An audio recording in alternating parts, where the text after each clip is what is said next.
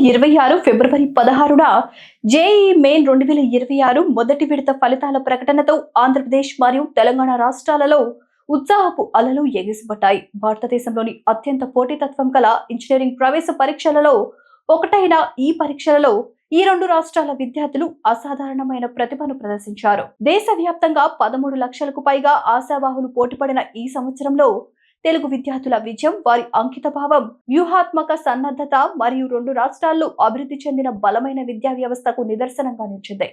జాతీయ పరీక్షల సంస్థ సోమవారం సాయంత్రం 6:30 ఫలితాలను విడుదల చేసినప్పుడు దేశవ్యాప్తంగా 12 మంది విద్యార్థులు పరిపూర్ణమైన 100% సాధించి విజయ కేతనాన్ని ఎగురవేశారు. తెలుగు రాష్ట్రాలకు ఈ విజయం మరింత ప్రత్యేకతను తెచ్చిపెట్టిన విషయం ఏమిటంటే ఈ 12 మందిలో ముగ్గురు ఆంధ్రప్రదేశ్ మరియు తెలంగాణకు చెందిన వారు కావడం. ఇది సాంకేతికత విద్యలో విద్యాశక్తి కేంద్రంగా ఈ ప్రాంతం పెరుగుతున్న ప్రాముఖ్యతను నొక్కి చెబుతోంది.